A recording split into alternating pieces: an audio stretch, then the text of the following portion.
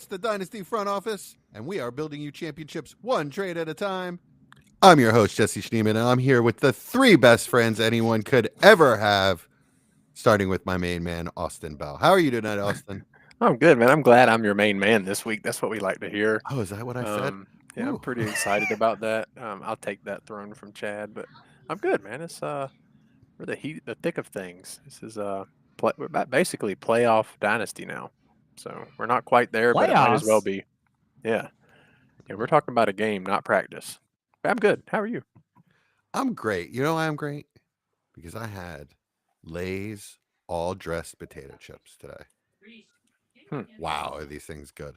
Have you ever heard of these? Nope. What are they dressed with? Barbecue, salt and vinegar, and sour cream and onion, all in the same chip. I was guessing ranch for the third one, but I looked at the back of sour cream and onion. They're phenomenal. I'm telling you, that's my new favorite chip. My old favorite chip was the queso flavor of Ruffles. I think it's Ruffles. They were so good. Ruffles. They're so good. Ruffles of riches. And the auspicious Chad Mendoza. How you doing tonight, Chad? I'm great, man. I'm great. Our head coach got fired. I'm rocking the Giants hat. I couldn't be more excited about life. Everything's good. It's great. I was just in New York. Everybody seemed to be a Bills fan. Yeah. That's the thing there. I'm gonna ignore you because that's not true. It is. There's you saw no Bills fans unless you went to Buffalo. And Major Mike Casper. How you doing tonight, Mike? I'm doing great. I was on the range all day. Cadets were shooting, and they actually shot pretty well. So went long. It was a lot of shooting. That's good. I feel protected and safe. Train the next generation. Yeah, there you go. Nice. Right on. All right, Mike, why don't you tell people where they can find us when we're not podcasting? Yes. Find us on YouTube and Facebook at Dynasty Front Office, Twitter X at Front Office FF. Discord, links in the description. Will be live every Thursday, followed by the pod release on Friday. Please like and subscribe. Listener League's active. We have shirts for year one players on the way, so join the Discord and become part of the family. And in this episode, we'll be bringing you the trade banger of the week, midseason rankings update for tight ends, our last one, and sold to the winning team, some contender buys, and a little pop culture fun.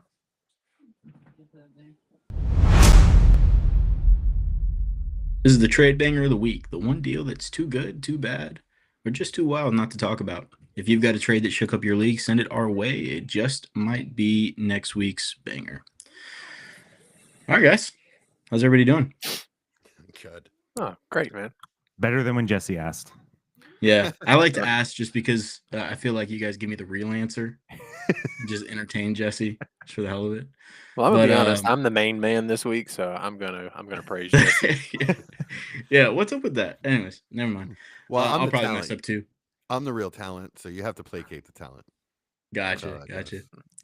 Okay, yeah. So for this week's trade banger, we don't actually have a listener email because the trade is mine. Yeah, it's one of those. I didn't get anything good, and I decided, hey, I like myself. I like my trades. I'm gonna do one of mine. And in this team, or with this team, I'm like dead last. I'm in last place. Austin, I believe, is in this league with me. And it's not like one of those teams where it's not dramatically in last place. Like I had a bunch of injuries and circumstance put me in last place. It's like very comfortably, naturally where I belong last place. My quarterback room's like JJ McCarthy and Cam Ward. So that pretty much explains my roster. Anyways, the trade was I traded away said JJ McCarthy, George Pickens, and broke my heart, but I traded away Quinshawn Judkins. And I received Jaden Daniels, Brian Thomas Jr., and a late 27 second.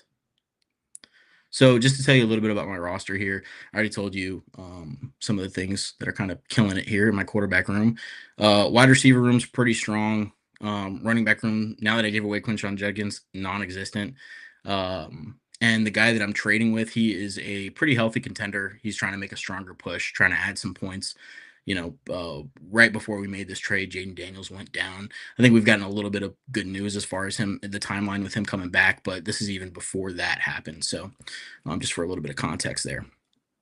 Yeah, so just some questions here because for me, this was a really interesting, really close trade. It was a really hard one to make. But it just kind of fell into place. Austin, I've got an interesting one for you here. The two ends of the trade that gave me pause with this one are the two big risk points on I guess from my perspective.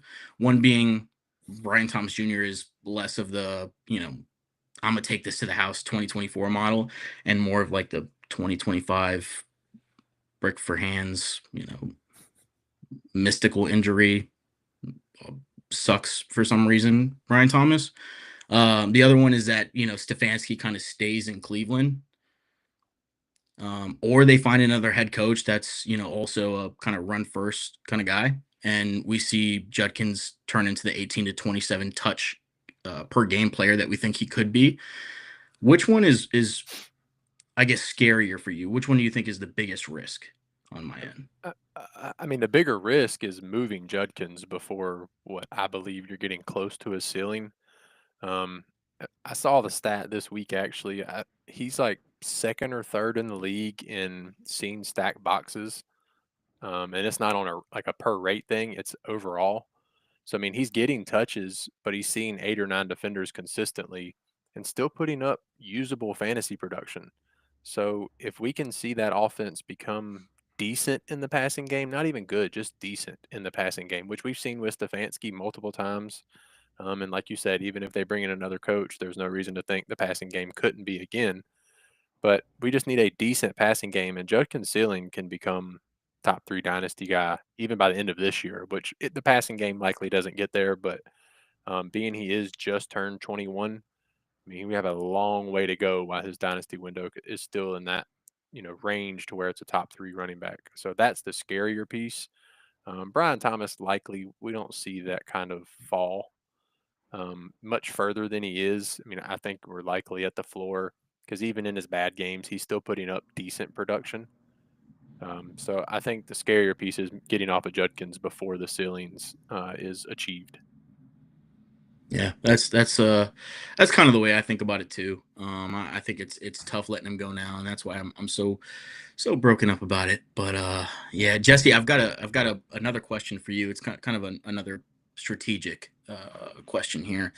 But when really digging into like the meat of a rebuild, to me, it's always like a tightrope balancing act, right? You're trying to figure out if a player is one that you should hold through sell opportunities, like we talked with at Judkins. Maybe that's a good candidate for that, or you part with to maybe make more moves. You carry a little bit more risk, but it also can expedite the rebuilding process. What's the kind of main key points that you're considering when you're trying to decide which category a player falls in? So you're asking me who won the trade? No, I'm kidding. I'm kidding.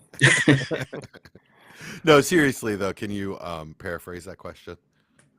Yeah, so basically when you're in a rebuild, right, and you have a high quality prospect, how do you distinguish if this is a guy that you need to sell or that you should sell it high and take a little bit more risk onto yourself to be able to make more moves, or ones that you could want a guy you should carry through the rebuild as a cornerstone piece?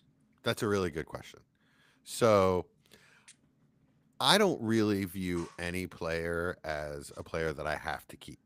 So if a player gets to what I see as his peak value and I get an offer for that peak value and I don't think it'll ever get more than that, then yeah, I'll probably trade him. And that could be the same with Jaden Daniels or Brian Thomas or Josh Allen. So I really there's no player that I'm saying, okay, I have to keep this guy no matter what. Yeah. But in this trade, if you want me to apply that to this trade, there's a running back involved. So yeah, I do kind of think to myself with young prospects in a rebuild, I should probably trade the running back, and flip that for more assets and kind of spread that around a little bit. Well, Is yeah, that what that you're actually asking me? leads. Well, that actually leads right into the next question I had for you, which was, yeah, if there is a position where you say, okay, this is one that I probably need to get rid of, or if they're all the same to you, if you're just looking at it from a value perspective and saying, it doesn't matter. I'm positionless. I'm just trading away players, trying to make moves to gain value. It's And mostly that, it's mostly pure arbitrage, to be honest, where I'm just trying to put the most value on a roster and then sort it out later. But yeah, I do lean towards trading away the running back. yeah, yeah. Mike, this one is a question that I struggled with in this trade. Asking myself this question. I have a lot of first round picks in this trade. I mean, in this league, right? I'm rebuilding. I've accumulated a number. I think I'm up to like 5 now. I think. And the guy that I'm trading with, I already have his first round pick. So that's one thing I'm looking at where I'm saying, okay, this is part of the trade for me. I know I'm making his trade. I'm devaluing the first that I already have, but with this trade, I've essentially locked myself into the 101. For you, how are you weighting your picks being very high end at the expense of making, one of your contending picks a bit weaker? I'm always fine doing that because I'd rather have one early pick and one late pick than two mid to late mid picks. You know what I mean? So when I'm in a full on rebuild, I focus more on taking the points off of my roster than the who I'm helping and what picks I have, right? Because at the end of the day, sometimes you're not that lucky. Whereas maybe there's the 3 guys that trade the most, and you so happen to have all 3 of their picks, but they're willing to trade you their guys that are hurt or whatever they can, so they can continue to compete, right? Because we're not in a perfect world where, not all league is like our listener league, right? Where everyone is willing to trade pretty much 24/7, right? Yeah. So I always focus on my pick, right, which is what I can afford, and doing what you're doing here. I mean, it's how you turn rebuilds around. Is you get pretty elite guys that are hurt, so they're devalued, and you're trading for those guys at possibly their lowest point besides when they were maybe initially drafted. So Yeah, it makes perfect sense. That's how I roll it. Just to I guess elaborate on that a little bit more. Is there a specific any scenario, right, where I know this trade is being done kind of in the middle of the season, right? So we have a little bit less, I guess, data on how the draft is really going to look, the upcoming draft, right? But as we're getting to the end of the season and we're making those like last second playoff trades and you're a rebuilding roster, in that specific scenario, are you looking at the draft class and you're saying, okay, do I need to strategize where these picks are based on how I think my tiers are going to work out? Or are you just saying, hey, we don't really know enough yet. I'm just gonna, stick to my guns here, try to make my first as early as possible, as you were saying. I mean, like you guys know, I'm not the all-in college expert of who's going to be what in the upcoming rookie draft, but I do. Towards mid-season is when I try to put my kind of ear to the floor, right? I feel like everyone's been knowing to hunt 2027 picks. I feel like since week 1, right, where it's not been the same for 2026. So, I it does take a little bit part, right? And I think we know, right, from the 2026 draft that 101 is going to be really important. So if I were in your shoes, I wouldn't want to do anything to risk it maybe being the 102, 103 with some of the players are there outside of Love, right? So that's my thought. And what came to mind when you said, well, it all but secures me the 101. And I'm like, oh yeah, well then that's easy. Based off of what little I know out of some of the guys that could be coming out of the coming class, because it's not a great QB class. I mean, I think pretty much everybody knows that. So you're not going to have what we did, 2 years ago in the quarterback class. So. Well, and speaking of locking myself into the 101, the guy I'm kind of boxing out here now that I'm looking at the standings is Austin Bell, who is in second to last place in that league. Yeah, so that makes it even more intriguing. It's something I'm enjoying a lot more now than I'm looking at it. So, but yeah, I'd like to actually get Austin, your opinion, and then Jesse, I'll come to you afterwards on it. But how do you play that kind of game? Is that something that I know you care more about the college scene at this point, but is that a game you're really playing, or are you just kind of sticking with the game plan as far as how you see the picks, early, mid, or late? I mean, overall, give me any pick. I don't really care, but because we don't know what we're doing when it comes to the picks, you can spend hundreds of hours and you draft this guy at 103 and you feel great and you realize you should have taken the guy that went 110. But that being said, in terms of value, which is in my opinion, the best way to play Dynasty, of course you want your pick earlier. Even if that does mean another pick you have becomes, instead of the 109, the 112, that you're not going to be able to pay that difference from the 9 to the 12 to go from 102 to 101. So I would much rather go ahead and secure my 101 than worry about if my pick, the other first I have, is 9 or 12. Because let's be honest, nobody knows what's going to happen in the playoffs. I've watched teams that I was 28-0 going into the playoffs and lose the first matchup. And I've watched teams where I've been the 6th seed and won the championship. So we No don't kidding. know when that comes. So at the end of the day, control what you control. Like Mike said, get that 101, figure the rest out when the time comes. That's a great way to look at it. Jesse, anything to add on that front? No, it's well said. Sweet. All right. Well, now it's, I guess, talking about the specific trade. Let's go through who won. So again, we've got me trading away JJ McCarthy, George Pickens, and Quinshon Judkins. I received Jaden Daniels, Brian Thomas Jr., and a 27 second. Jesse, who won the trade? Just say it. I like Team 2. Sorry, I just think there's a lot of depressed value there that's gonna bounce back, and it's not even gonna take a year for you to look at this and be like, And also, I think it's well known that you're a JJ McCarthy lover. I think you overvalue him a little. Well, he traded him away. Trade him away. He got Oh, Jaden your Daniels. Team 2? Yeah. Yeah, I'm Team 2. All right, you won. Never mind, Jesse's team won now. No. I think Team 2 got a lot of depressed value, and it's going to look a lot better in time, and not a lot of time, actually. Once those players get healthy, I think they'll be fine. Yeah, Austin, how do you feel about it? JJ McCarthy is the piece here. We didn't really discuss that aspect of the trade, but if he becomes close to a top 12 dynasty quarterback, Team 1 runs away with this trade. But if he doesn't, which is, we've seen about a mixed bag at this point, then receiving Jane Daniels and Brian Thomas for what you gave up feels phenomenal. So on the safety side, I'll take Team 2, but Team 1 getting that return is very interesting and will absolutely help him try to bring home a ship this year. Yeah. There's so many variables in it. Of course, we've talked about these these players specifically at nauseum. Maybe sans JJ McCarthy is the one. So I'm glad you brought him up. Mike, how do you feel? And go into as much detail as you want here. Yeah, no, I'm the same. Kind of going back to the question that you asked Jesse, right?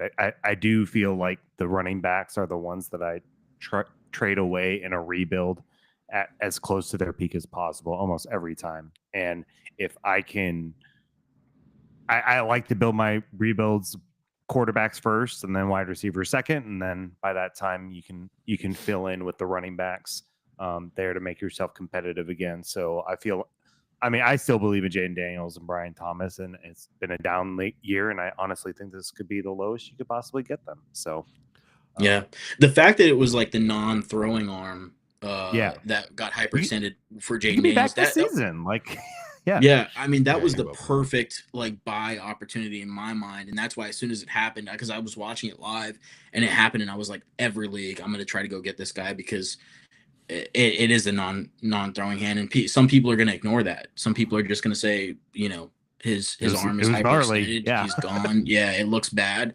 Let me go ahead and try to move him for a piece that can provide me with some points now. So, I can totally see where you're coming from there. All right. I will say though, with the running back thing, I've made 2 exceptions in my life, and those were both Gibbs and Bijan. So anywhere that I got those, and I happened to be rebuilding in quite a few teams when those guys were coming out, and I got quite a bit of those. I have Bijan and Einstein, that kind of thing. I held them. I didn't trade any of those guys in any of those leagues because I really did view those two specific running backs as cornerstone pieces.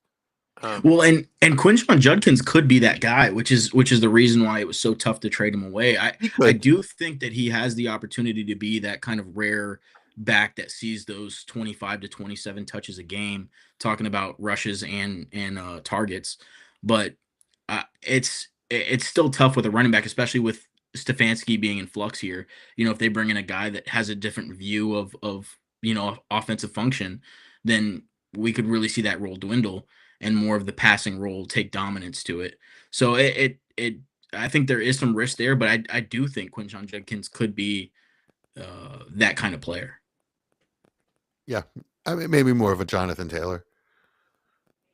Yeah, that kind of production without a whole lot of passing or receiving. Yeah, those guys are getting incredibly rare to find now. And it's tough letting them go, but yeah, I appreciate the insight. I'm glad we got to talk a little bit more strategy and less about the trade, because I feel like we've talked about these guys, specifically quite a bit. But yeah, it was fun digging into it with you guys. I'm just gonna say here, if we do like to, we much rather take on trades from our listeners. We didn't get any that I thought would be interesting enough, but if you do have a trade, please do send it to us in the Discord or the or through our email at dynfo.official@gmail.com. Again, that's dynfo.official@gmail.com. Or again, join the Discord, hit us up in the Discord, talk to us, send it over. We're happy to chat about it then too.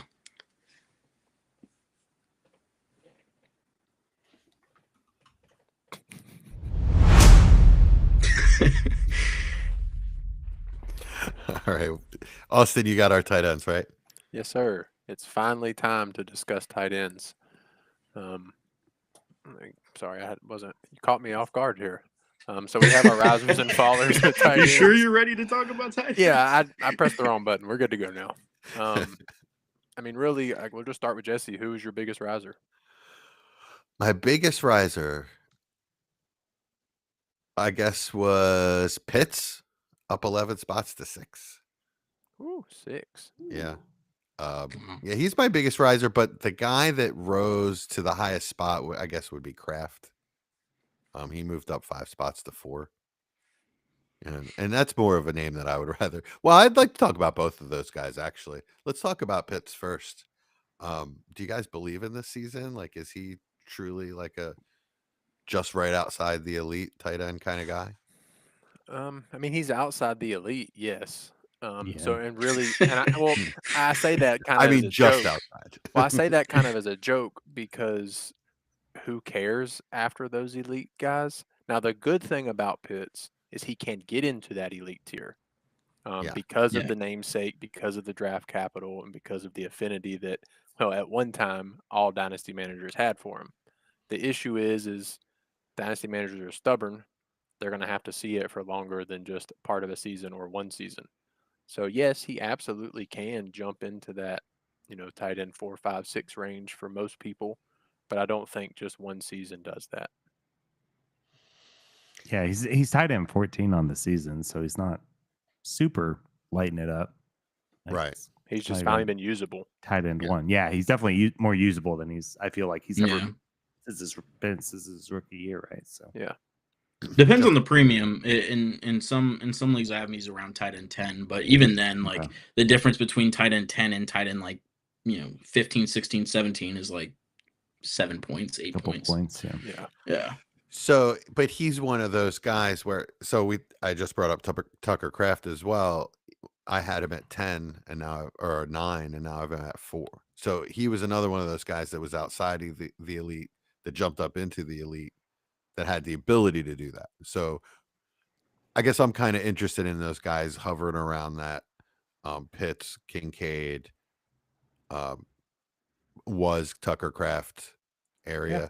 Is Tucker Kraft still, like, do you guys have him in that range, first of all? And is he still there after the injury? Yeah, he's still 4 for me because no one deserves to jump him.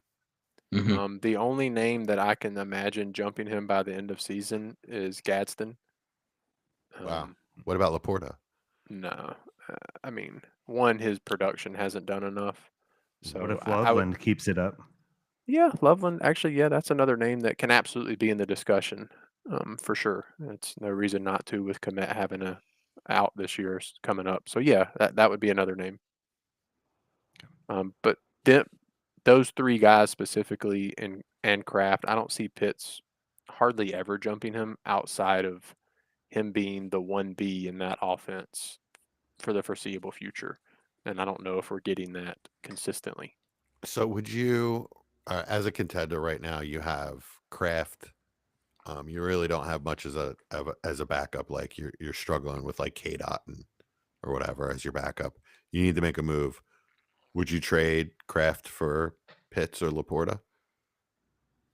I mean, Not plus for straight up. both. Yeah, plus for both. Still, And if I told you TS straight up, I'd go somewhere else. okay. I mean, that's, I offered Kittle straight up and no premium, and I thought that was interesting for someone that was in first place. He's not producing enough for me to want to do that. Yeah. If he was producing like Kittle of the last 5 years, I mean, he just got back from injury. So. okay, but still, that doesn't help your case. Yeah, but yeah, right, exactly. Yeah. And as the number one, you want to see the production before you make a move on somebody. That's not the time to take the risks. And he could completely expire at any moment. Yeah. Sam Laporta is interesting. I feel like I've been pretty consistently the lowest on Sam Laporta. Yeah, you hate his guts. But I mean, the offense has kind of prioritized him in a lot of ways after Amon-Ra. So it's tough. It's tough because who knows what that offense is going to look like next season. I just hate that there's no consistency with how it's looking year to year, right? It's last year he was deprioritized. This year magically he's prioritized again, and then we have Jameson Williams non-existent in the passing game, barring last week. I think it was his big game, right? Last week he had a big week. Yeah. So I mean, maybe that continues and we see a little bit of change in the season. But if not, and we do see Sam Laporta finish the season the way he's starting it so far. I mean, it's kind of hard to not have him neck and neck with Tucker Kraft for me. Yeah. I don't think it's magic. I think it's a play caller change. So Ben Johnson left. Johnny Morton is the new play caller, and Laporta gets prioritized. Johnny Morton gets demoted last week, and head coach, his name is Dan Campbell, seen on the sideline calling plays, and all of a sudden JMO's prioritized. So it was less about Jameson Williams, and more about like Sam Laporta, because even with Ben Johnson, we saw Sam Laporta kind of up and down a little bit. True, he had a really good year with him. Yeah. So it's just interesting to me. I would love to see a little bit more consistency from him year to year, but he's still a really young player. I think for me, he's going to end up likely a scenario neck and neck with Tucker Kraft, probably dead even. Laporta and maybe Kincaid are probably two of the better buys out there at tight end if you want to speculate on somebody that's young and could still be a great player.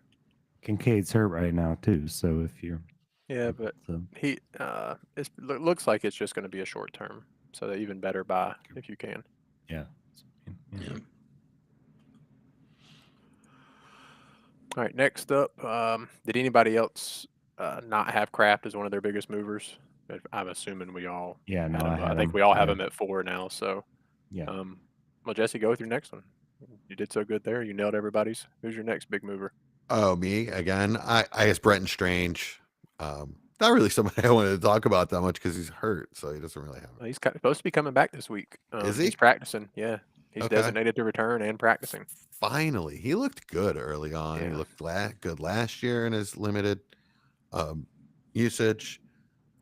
I think he's something that Trevor could really, really use right now. So yeah, absolutely. I expect him once he's at full speed You know, it might not be week 1, but to get peppered at some point with targets.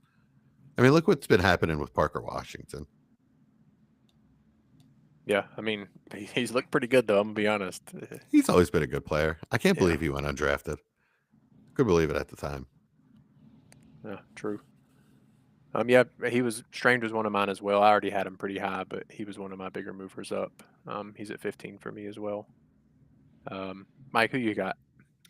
So some of my big movers, and I think we'll hit a lot of it, but I do have a point I want to make was Gadsden from 31 up to 7, and then I had Harold Fannin from 29 to 10, and I feel like with this tight end class, and it was the same thing I feel like the year before last, but I might be wrong. Is gosh, late seconds and any third round pick, if any of these like tight ends in the future are there, I'm just gonna do it. Yep. I'm just gonna hit tight ends there because of what we've seen from Kraft and Gadsden and Fannin. It's just all these guys that are consistently taken in almost a third round or later of most rookie drafts, that just their value is exploding, right? So, you know, I'm gonna avoid the 6th round running back most of the time, you know, with those third round picks and hit the third round tight end or whatever the case might be in the future. I think. Yeah, I mean, Strange is another Is one. how I'm going to do it. Yeah, Yeah. exactly. So I feel like I've just seen it. Maybe it's recency bias, but it feels like it's been a consistent theme of something I want to focus on in No, the future it's with a- how it's these a guys are really Good way to breaking play out. Dynasty because a lot of people don't outside of the top tier. Like you said, you get them in the 3rd and 4th a ton, and it doesn't take a lot for tight ends to become valuable. Yeah. And then I it doesn't hammer take. late round tight Yep, ends, man. same Well, here. I mean, I have if you- so much Fannin and Yeah. Gunnar Helm's a name to keep an eye on too. Yeah, I agree. But go Well, on, Jeff. here's the thing with these guys, like, and this is the part that is so perplexing to me. We saw it like years ago with the quarterbacks, where you know a lot of the quarterbacks that were being drafted that just weren't popular were going early 2nd round, late 2nd round. We had like Justin Herbert going 111, 112 consensus in rookie startup drafts and Superflex. That's kind of shifted away because people are realizing how stupid that was. They did it with Dart, but yeah. Yeah, they did it with Dart, yeah. And but Penix I mean, and well, there was Penix another wasn't guy the last star. year. Penix was like circumstantial, right? He was. Sure. Everybody thought Kirk Cousins still had time left, but and Dart was late first. But I'm talking about like early 1st round picks. If Yeah. they weren't popular years back, they were still pushed way later. Daniel Jones going in the middle of the 2nd round, kind of stuff. But where I'm going with this is like the tight ends. If you really know these players, they were good players. Like there's no reason why Gadsden shouldn't have been drafted in rookie drafts, where I'm picking him up on the waiver wire consistently across leagues. But there's no reason. Like if you watch this player play, he is a really, really good player. So I would just say with these tight ends not a position that's prioritized in the NFL draft by teams. It's just not. So you're going to have some tight ends that are pushed back into the 4th, 5th round that are really, really good players, especially in a class like this. So just do your homework and look at these guys and say, hey, I know consensus is kind of ignoring these guys. That's when I need to make my move, because you could have realistically walked away with Fannin, Gadsden, Arroyo, Terrence and Ferguson. Gunnar Helm for like a 3rd and 3/5, right? Yeah. Like, Yeah, Yeah. Fannin was one that I loved. I just never had picks there, and every time I was trying to get a pick, I was like, "Damn it, why can't I get back in to get Fannin?" So Yeah. it's like I'll be more stingy about asking for thirds in future trades, so I can do that next Mhm. time.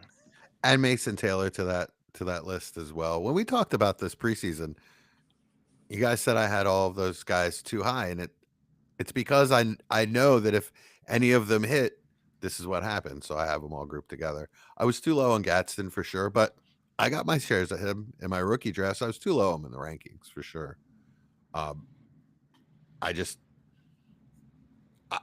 I love late round tight end, and this year is just such a kind of a magical year for that.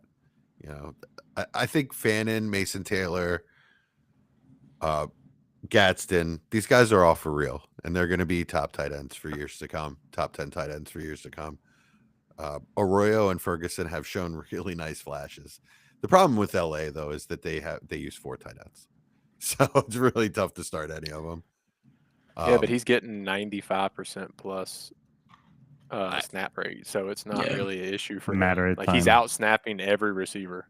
If they want Higbee's to always broken. Yeah. if they want to keep calling these big slots or big wide receivers tight ends, great, awesome. I'll get wide receiver production out of them because that's kind of what's going on with a lot of Yeah. those guys. Yeah. Yeah. That's our tight end discussion. That's the upside, guys. That's right. Well, I haven't gone yet, but No, I was about to tell you. I was going to say it's your turn. No, I Yeah. was kind of just joking. So yeah, we've touched on all the guys that I have here, except for two of them. And one of them is Jake Ferguson. I was low on Jake Ferguson. I just didn't see it. I know Austin tried to talk me into it a couple of times. But yeah, I've moved him away in a couple leagues. Luckily, nobody else wanted him either, so I kept him in a couple leagues. But he's looked really good. He's looked really good, and I wonder if that's a byproduct of Lamb being hurt, and then maybe even with him coming back, he's. I don't know if this production is going to be able to be sustainable, but I hope it is because he's looked really good, like I said.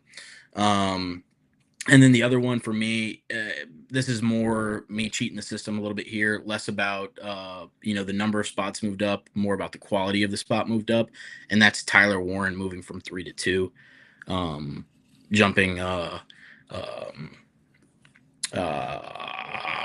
Bowers. Well, no, not Brock Bowers. McBride. Yeah, McBride for me. Oh, so wow. yeah. So I have them all three in the same tier. I'm happy with all three of them. I still think Brock Bowers is the most talented player of the three, and that's why I have him in the front. Even though I really, really like the McBride the McBride situation, I'm going to wait to see who his quarterback ends up being. I really love all three of these guys. I just think the stable situation of the Colts is awesome. Tyler Warren is so consistent. And everybody in that offense is eating. It's not like he's being hyper targeted. He's just a hell of a player in a really defined role like everybody else in that offense. And I think he's so safe. I was so big on Trey McBride, but watching Brock Bowers is different. Mm-hmm. He's the most talented tight end in the league because he's also not just a big receiver either. He's also a tight end. Also so is Tyler Warren as well. That'll keep him on the field, but Bowers is just so good, just big and fast and bowls people over. That one touchdown when he really came back the week, he had 2 touchdowns, or was it 3? Oh, and then he had the toe tap on the sideline. He's incredible. He's incredible. Yeah, he's just, to me, he's the most talented in the league. Yeah, I agree. I It's my turn, I guess. The only name that I really have as a big mover is Juwan Johnson. I got him up to 20, and he was 36 for me previously, but he's like tight end 5 on the season, and he just keeps producing every single week. I guess at some point we have to take it serious. Anybody else believe that he can be a real guy going forward? Is he signed after this year? That's a good question. Y'all talk. I'll figure it out. All right. I mean, he's signed in our. I think he's so. He's a tough one because it's all about the name value with him, right? Like if you can get him cheap and you're competing, he's like the perfect guy because you can likely get him, on a decent amount of teams or off of a decent amount of teams that are, not competing rosters. Cause I don't think a lot of people saw him being a piece that you needed on those kind of rosters. Which is just perfect. But yeah, I don't know. I don't know. I don't watch enough of Saints. You don't watch the Saints every week of there, the Chad? Saints to really make a judgment call on that. I definitely need to though, because he's a guy I don't have very many shares of, and if he does take off, I can imagine this buy window not being very, very long. So definitely the production has been awesome. Athletic player, makes big plays. He's, I believe, 2nd in the league in drop rate. Yeah. I mean, he only has 60 targets and 43 catches, so I feel like it can't be that high of a drop rate. I believe that's what I heard on Perception. Yeah. He does have, so he just signed a contract this offseason. I thought that's what it was. 3 or 30 million So he's got this year and next year for sure, and then they do Okay. have it out after next year. He is 29. I didn't realize Correct. he was He is that 29. old. Yeah, I was yeah, he's an kinda- older guy. I give up a There- couple thirds for him. Did you give up a I second? think Yeah, No. I think I it's think a it's going second. to take more than Yeah, I think more than it's- thirds. There's other tight ends I'd rather have for my second. I agree. I agree. There are other options I'd rather have, but again, that's easy to say in a vacuum, right? But True. a lot tougher to say in a league. He's producing where- that. Yeah. The interesting thing about him though, and I love talking about circumstances of players because the Saints are the situation, probably most extreme in the league where there's going to be so much turnover, so much change in that offense. It could look completely different a year from now than it looks Yeah. right now. So is that a player that I'm willing to invest in, and hope the future outlook looks the same as what we're seeing right now? I don't know. But again, I have no shares, so I can't really. I'm probably a little bit biased on that. I have a couple shares that I lucked into off of waivers, and I would trade it for a couple of thirds probably. Yeah, I mean, if you're not a contender, it's definitely the smart move to make because as we just discussed, you can draft guys like Fanning and Gadsden and, Helm and yada yada in the thirds if you're not contending. But as a contender, I think paying 2/3 for the production you're getting in the tight end position, especially in a bigger premium, is also smart. They could easily draft. It doesn't even have to be another tight end, just other weapons that they prioritize more in the passing game next year. Yeah. Yeah. They're going to be drafting. They're going to be bringing in guys. The offense is just so depleted at this point that it's going to look different. I do want to ask you though what you thought about Shuck. Me? He's got you guys in Okay. general. He's got 2 games under his belt. I thought he looked pretty good last week. Yeah, I mean, he looked really, really good, to be honest. For what Yeah. I expected a below average quarterback in his second game, and he evaded pressure really well. He was able to move up and down through the pocket, which is really unorthodox for rookie guys to be able to do well, and then still looking up the field to find his targets and throw. I mean, most of his big plays came after he evaded pressure in the pocket to find an open window for a receiver or tight end. So I mean, that's exciting to see because most rookies, though he is 26, still a rookie. Yeah. Yeah. That's promising because that's usually a really tough thing for rookie guys to come in and quickly do. Yeah, if he can keep this up, keep the ground rolling, or hit the ground running, keep the ball rolling. Keep the ground. If he can keep the ground rolling, I'm like, that's pretty impressive if he can do that. Keep those limit balls. the turnovers, but I mean he's still playing big boy ball. Threw the ball downfield, deep strike to Olave. I mean, it's not just thinking that kind of training wheel stuff. So Yeah. pretty excited. Would you guys look to try to trade some of your shares off if this keeps up? Yeah, I mean, you got to move some unless you believe in the player enough. I mean, it depends on how much you have, right? Like you can, like I mean, if you've got 43 shares in 30%, your 40% 30 leagues. share of them across your leagues, Yeah. I'm sure, you should get rid of some. But I mean, if you've got one and you like him, I'm take pretty a shot sure on him, right? Like I'm pretty sure Jesse's just telling us how he's going to dump Tua and he's going to adopt Shook as his son now. We know how much you loved him, Jesse. So he's going to be your new stepson, and Tua's going to the orphanage. I've already built bunk beds. Oh god. Bunk beds. So you're keeping Tua? Yes. I'm like, look, it's my son. I would caution anybody that holds a decent share of Tyler Shuck at this point, just because the pick's high. The pick's high. If they fall in love with the quarterback, they're Tyler Shuck's not doing enough over the course of a season to dissuade them from taking a guy.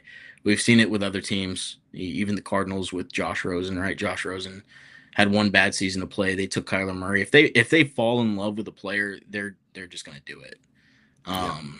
So it's one of those things. You don't want to be caught holding the bag with 3-4 shares across 6 or 7 of your leagues, or the 6 or 7 leagues that you have, and out all that value, right? So maybe cut down a little bit if that's you. I don't imagine that's a ton of people, But yeah, if you've got one share, you like him, I like him. I've got a share or two. I'm probably gonna just hold out and see what happens. He's a fun player, and it'll be nice to see if they commit to him.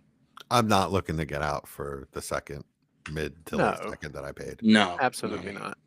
It has to be a decent profit, whatever that looks like. You just got to hope it gets to that point Right. of a decent profit. That's the thing, because it can go quickly below the value of a second as well. But if it never gets there, then so many mid to late seconds don't hit anyway. I'm not crying. Yeah. But it's also one of those things too where, like, you know, it doesn't have to be a pick, right? Like if there's another player devalued that you like, sometimes it's not just taking the value of a pick for what you paid, right? Because you probably paid a second to get in. But if you can get a second value for another player that you feel should be worth more than a second, then are you really getting a second, right? So just explore other options. It's not impossible to get rid of some players just because you're getting what you paid, essentially. All right, good. I'm glad we got that conversation in. I was just curious about that, since he did come in and play unexpectedly well. Yeah, he did. Anybody got anybody else we haven't talked about? Whether it's a riser or a faller? Just the one for me was my big L in the tight end market was Ferguson. I thought it'd be really hard for Dak to support Lamb, Pickens, and Ferguson, and he's doing just fine. So I bumped Ferguson from 18 to 8, and he had also, like, right after we had done our rankings, he'd gotten the extension too. So he's got that insulation with Dak, and he's doing just fine. Did have that one Doing donut just though, fine. didn't he? Yeah. Well, yeah. Last couple weeks, their offense. Yeah. Not great. Not great, Garbage, Bob. yeah. Not great. Yeah. Anybody else? You guys are okay with that? Yeah. Eight's about where I have them too. So. We Anybody hit got all the anybody names, else? all the risers I Okay. wanted to talk about. Any other followers that you followers talk now? about? Yeah. Okay, what you got for me, Jesse? Just some really sad stuff going on with the likes of Mark Andrews. First of all, I mean, he's down to 34 for me. Shoo. You know, Kittle's. Wow. So you just don't want him, is what you're getting at. Like, you Yeah. just not going to roster him. I'm just so afraid that this is absolutely his last year. I just don't think that You the don't think it's Ravens because of want him. Lamar? Like, I don't think the he's- Ravens want him back. Being injured for a lot of the season? yeah. No, I think he's fine for this season. I don't think that the Ravens want him back, and I just don't think that just another team is going to sign him on and Oh, make you're him a crazy. part of Yeah, it. I think You another team is gonna Jump Really? A so bunch of teams fast. are gonna jump Yeah. through hoops for him. Yeah. Absolutely. That would surprise me if he's not dust. I mean, he's just shown. Yeah, but we've watched plenty of tight ends in their early 30s give up great fantasy production. It's true. So, I mean, just a bad half of a season. I'm just getting out on him wherever I can. At 34, you're definitely getting out on him. Like you want Jatavian Sanders above him. That's what you have. Like that tells me everything I need to know. Yeah, pretty much.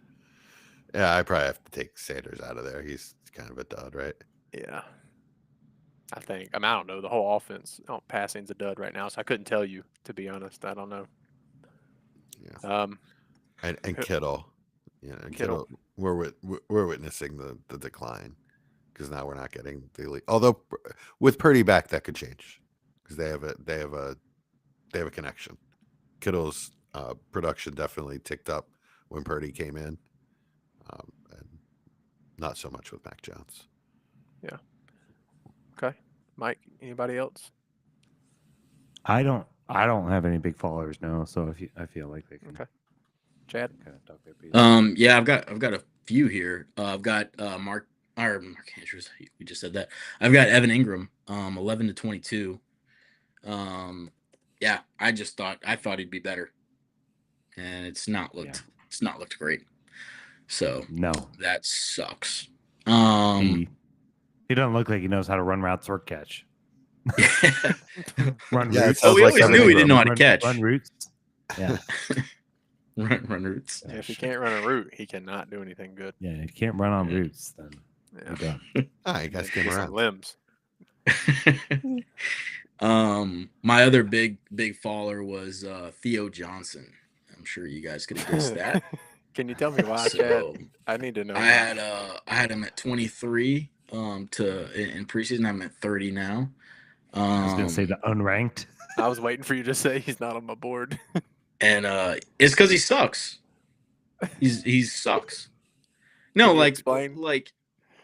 no, I'm literally explaining it right now. He sucks. Like that's just the end of it. Like he's just he's a bad football player. And this fantasy production that he's getting right now is going to trick a lot of people. He's a really bad football player. Guys, I watch every Giants snap. I love the Giants. He is a terrible football player. What should I sell him for? Anything you can get. Any second you can get, yeah. Okay. I would. I mean, he is tight end 12 I'm not, on the season. I know. That's what I was saying. Yeah, I think you can definitely get a second. He's got the production. He's a terrible football player. So yeah, I mean, smack your mom on the sidelines or something. Like, jeez. He might as well have. He's dropped a lot of really. He's had some bad drops. No, it's not even like he's dropped a lot of really important passes. He's just dropped a lot of passes. He just drops everything. It's like every easy pass that he gets, it's a coin toss if he's gonna drop it. He's so bad. Like it's really raw coming out. This is kind of why I thought it would take him a while. I mean, I think it's gonna take him a while too, like forever. Like he's so bad. Would you trade him? This has to be a clip, Jesse. Now of Jed talking Theo Johnson. I mean, it's after this week. Come on, it's gonna be great. I really would love to love Theo Johnson. I would love for him to be a good football player. Would you trade him for Ferguson? For Terrence Ferguson? Terrence Ferguson. Oh. I mean, I'd probably want a little bit more just because I don't think there's a lot of Giants fans out there that are Okay. Would you trade him straight up for Arroyo? Oh yeah, heck yeah, I would. Okay. Heck yeah, I would. Yeah, I don't think he's a good football player. I would take literally any fair value trade. I think I've said this once already. I'm probably going to keep saying it every time he's brought up. If you see that I have Theo Johnson in a league, which there are plenty of leagues where I do have Theo Johnson, and you want him, give me a fair trade and I will take it. I'm not even picky, just a fair deal, right? Plug it into whatever calculator you like, and I'll probably take it. God, he sucks. This sounds like It doesn't sound personal. I'm gonna be honest with you. It seems sounds like this is hard evidence. I would really like to like him. And it sounds like Gabe Davis. High hopes for him. I mean, this is the same rant that I got like Gabe Davis. That I got on Gabe Davis from and what happened to Gabe Chad Davis? All Sucks team.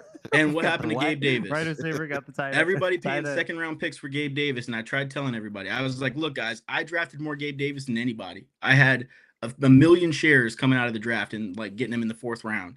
You guys are crazy if you're paying a second for Gabe Davis because he sucks. and he does. He sucks. He's on the practice squad somewhere. He is on a practice squad. In Buffalo, actually. Yeah. And you know what? That's a good call out because Theo Johnson will probably be joining him in Buffalo on the practice squad at some point in the future. That's Joe Shane roots. So I imagine that's their destiny. Yeah, he sucks. Anyways, is Joe Brady going to be your next head coach? No, I don't think so. Yeah. No, I don't think so. I think so.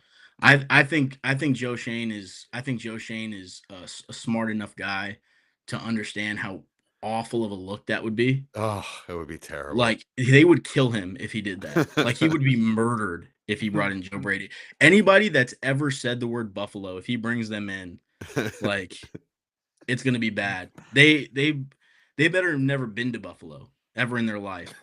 Because the New York media will find out. They'll be like, this dude went to Buffalo on vacation in 2013. There's some tie here.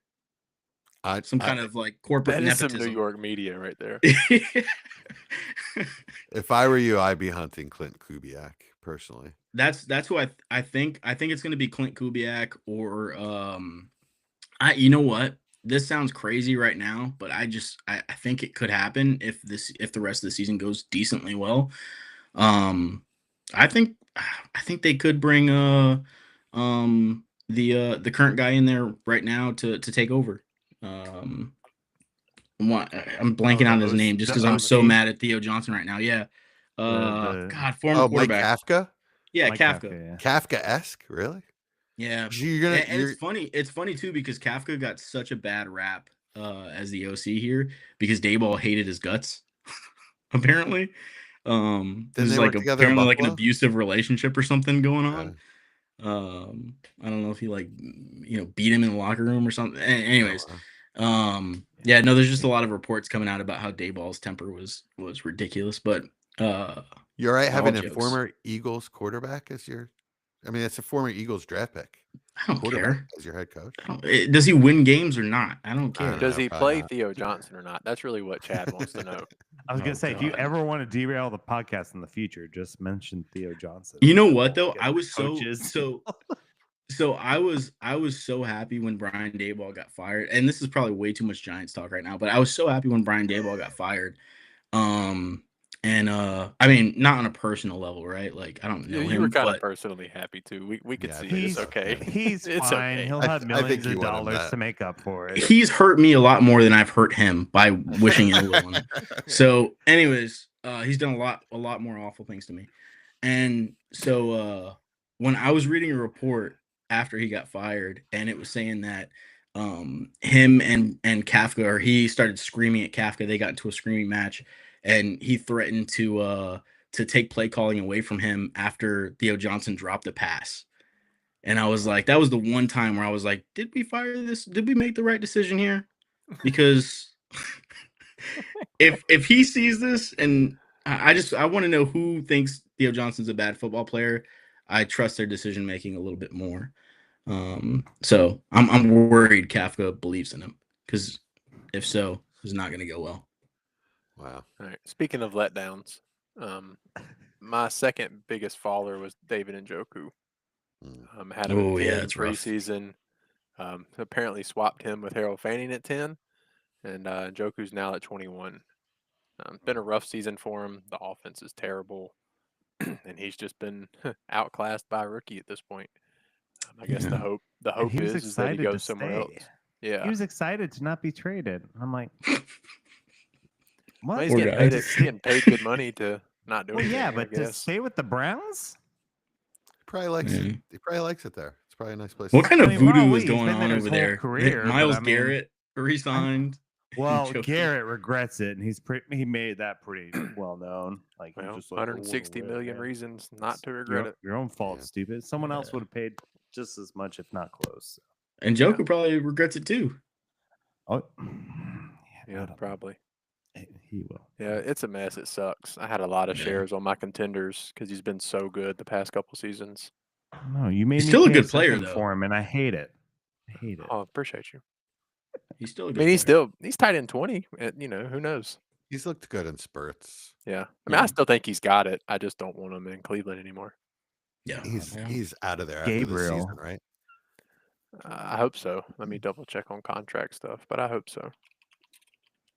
I mean, even if not, like, they've got to trade him, right? He's still a valuable asset, you have to imagine. Yeah. I mean, plenty And of teams will Fannin, take him. Fannin looks great. So The Giants Yeah. replace Theo. the Broncos Yeah. replace Ingram. Fun fact. We actually passed up on Njoku to take Evan Ingram. Same class, if you guys remember. Actually, did Njoku go first, or did Evan Ingram go first? I can't remember now. I don't remember. I think either. we feel passed like up on him. Ingram went first. I think so he did too.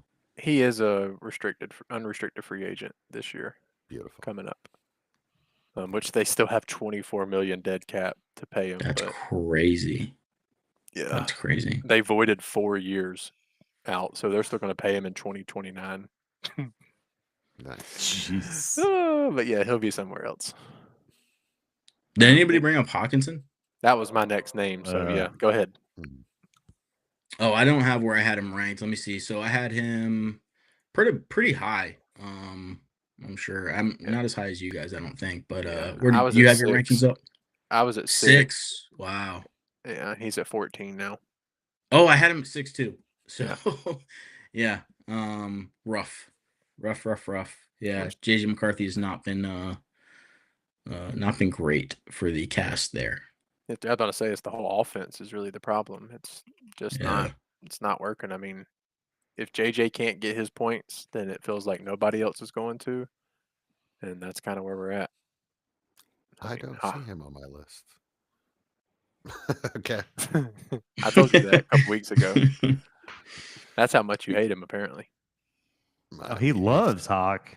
I used Not to. anymore. I only love I people know. that score me points, to be honest.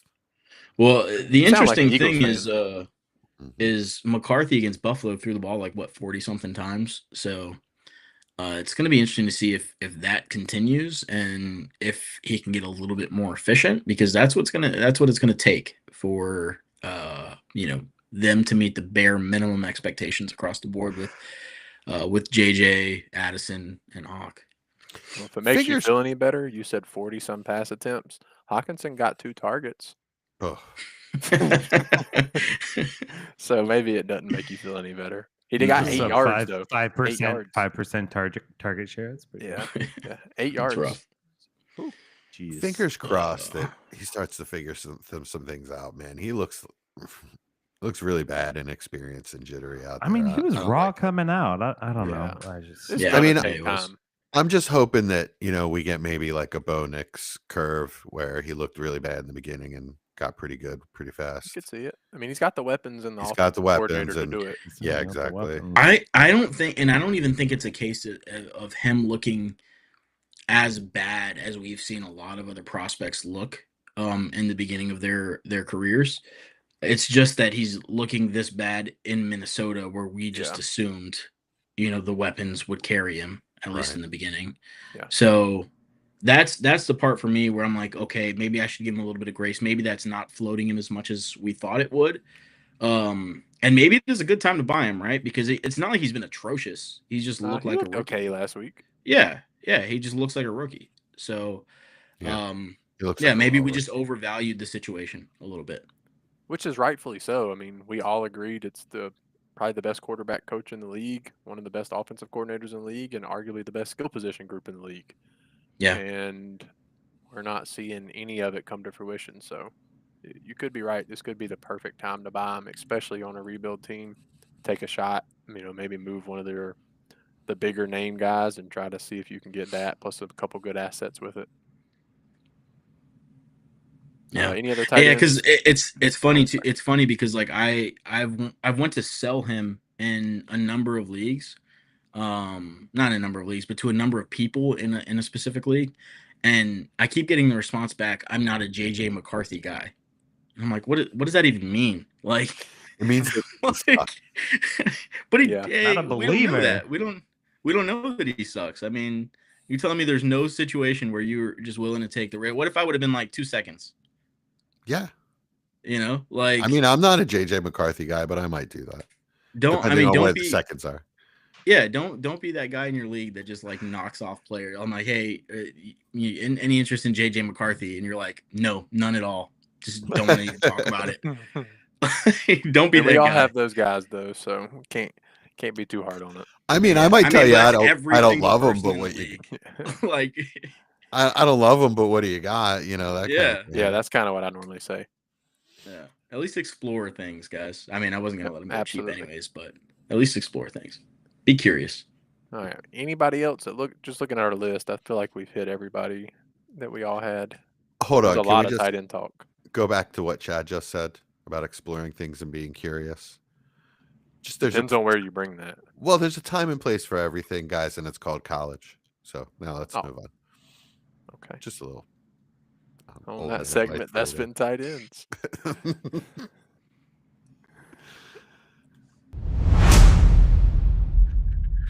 All right, guys, we're gonna try something here. I spent my afternoon on YouTube taking auctioneer lessons. This is factual, guys. What did you just so burn that know. you were cooking while you did this? No, I made the soup. I posted the soup in the Discord. I made that earlier in the day. So What he I was really burning was a plant. Somebody making soup? yeah. It was a slow day, so I was just supervising the floor while I did that. Oh, good I job. I didn't really have a lot of chef She did duties. a great job supervising. Yeah, they were all laughing at me. All right. So this is contenders buy, and we're gonna buy contender buys, and you guys are gonna bid on these guys. We're gonna auction them off. So this is Chad. Please unmute yourself for this segment. This is It's like I don't want to. entirely going to depend on you guys actually bidding once I start this. Okay, so Oh, we gotta talk. yeah, so you just have to say bid Okay. when I you have hear a raised price my that you hand. like, you know. Okay. Okay. And I'm just gonna, like any auction, I'm gonna progressively go up, and then once I feel like I'm not getting more bids, I'm gonna say going once, going twice, and then sold to whoever. All right. So we're all a contender. The picks we're giving up are contender picks. Yes, And exactly. 0.5 premium if we're talking tight ends. And we'll just say for each one of these players that I bring up, this is kind of your load that you have to spend. So this is what you have to spend. This is the one player you can really acquire. After this, you're kind of done. Okay. I'm sorry, I we wasn't have listening. to, we during have to any of buy that this, is what explanation. you're saying. No, you don't have to buy him, but I'm saying like if you buy him, this is kind of all the capital that you have. After that, you're not Gotcha. able to go out and get another player after this. Okay. Is what I'm saying. Oh, like do we have one first, one second, one third, one fourth, or what do you, Well, you maybe. mean we get Depends one on- player and that's it? No. Oh, No. There's no rules to Let's just go. to the Just you got it. You have We'll figure unlimited it out gen- as we I don't know go. what I'm doing, but I'm gonna bid like crazy. Mike, you have unlimited capital, but I'm just saying Okay, sweet. bid as if you're only going after this player, for your team, and this you're not going after another player. After He this. doesn't know how to have unlimited capital. He trades I all got his you. capital Yeah, away. I When trade in all my doubt, just capital bid. away to win. Yeah. Yeah. Mike is what he's Trade- saying. trade I'm When here in to doubt, win. just So bid away. Man, You I really play to danced win the around that game. little subject earlier that I almost said. That was tough. All right, are we ready? sure. Yeah. Yeah. Let's go. All right. Gentlemen, the first player to bid on the first lot is Chase Brown. Chase Brown, running back. We are going to start the bidding at 2/3. What do you give? What do you give? 2/3. I'll pay 2/3. Yep. Yeah. 2/3. I got 2/3. What do you give? A second round pick. Yeah. Second round pick. Yep. What do you give? 2/3. Yes. Second round pick. What do you give? 2 seconds. 2 seconds. What do you give? Yes. 2 seconds. Chase Brown bid. 2 Bid. seconds. What do you give? First round pick. What do you give? What do you give? First round pick. What do you give? Anybody? Well, I Chase mean, Brown. what's the context? First round pick. Late Playoff, first your round pick. pick. What do you give? A late first round Playoff pick. first. Late first. Yes. Yes. Bid. Late first round pick. What do you give? What do you give? What do you give? A late first round pick and a third. Late first round pick and a third. What do you give? What do you give? Anybody? Chase Brown. Late first round pick. Going once. Yes. Chad Mendoza. What do you give? What do you give? Late first round pick and a second. Anybody? No. What do you give? What do you give? Late round first Oh, round wait, pick and a don't second. talk. All right, with I first forgot round- not talking is how you don't bid. First round pick and a third going once. First round pick and a third going twice. Sold to Chad Mendoza. Chase Brown for a first and a third, man. You know what's funny? I've been to a lot of auctions, and for some reason in my head, I just was like, you know what? I need to tell the auctioneer I'm not bidding. Guys, no, I'm done. I'm not doing it anymore. Oh, thank you for letting us know. Out of everyone, I kind of assumed that you would know how this worked. Yeah, I've been to a No, lot of auctions. I've never been to a real lot of auction. Yeah, ever. Yeah, I've never been to one. I've been the one. It was as a state auction. It was fun. It's like how horse sales are. So they Oh, have the yeah. whole auctioneer and that's what I everything. assume, yeah. So. Were they as good as Jesse though?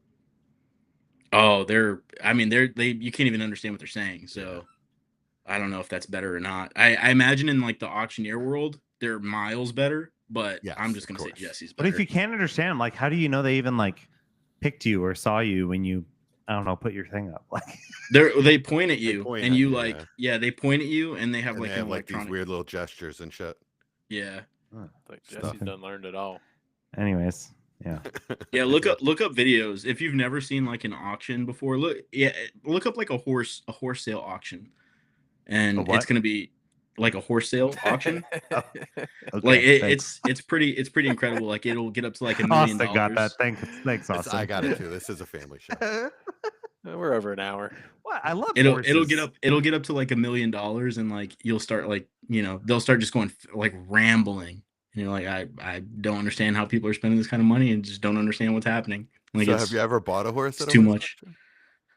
Yes. Yeah. Out of Brag luck? about it.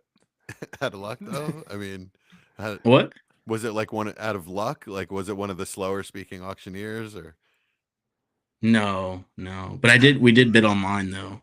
Instead Okay. of like doing it. I mean, because you can do it in person, but now they're all high tech. So you can like just sit in your chair and do it online. I got you. Okay. Yeah. All right, All so right. Chase Brown. First and a third for Chase Brown seems a little steep. I would never pay that. Then buy him in Darlings, Chad. Jeez.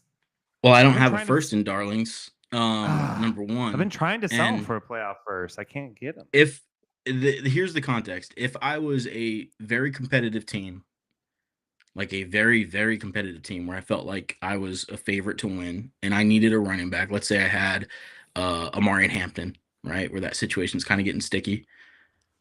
Chase Brown's playoff schedule is very enticing. And P. Ryan's hurt. Like he's gonna. Yeah. I don't understand. Burrow's Like he's been practicing. crushing. Yep. Yeah, and Burrow's coming He's back. such a Like, good buy. I mean, it's like his schedule from now until week 16 is Pittsburgh, New England, Baltimore, Buffalo, Baltimore, and Miami. It's very enticing. New England's tough. They're really good against the run. Baltimore's getting better now that they're getting Yeah. healthy. So, But still, I mean, but the thing Miami, with like Brown for is championship, the like passing game is where he's gonna feast. So, Yeah, I mean, well, like 2 weeks ago, he got like 19 targets or something. Yeah, it was crazy. Yeah, so I mean, the first feels great. I wouldn't want to. That was hyperbole, by the way. He didn't actually get 19 I targets. So, anything over a first feels like I'm just overpaying you for an asset that's worth a first. But Yeah, you know, sometimes you agree. got to get a deal done, and at the end of the day, as much as we praise thirds this segment, you know, it's not the end of the world to give a third to make a deal done. No, yeah. Agreed. If a third separates you from making a deal or not, and you're a competitor trying to win a championship, you probably shouldn't make the deal. Yeah, I agree. Is the way I see it. So, agreed. Yep. All right, auctioneer. What do we have next? Well, I want to make an offer to Mike. Well, sorry, sir. Your duties are elsewhere currently. Mike, Yeah. and I said it was hyperbole. He actually had 14 targets, so not too far off of 19. No, you're not too far off. Jeez.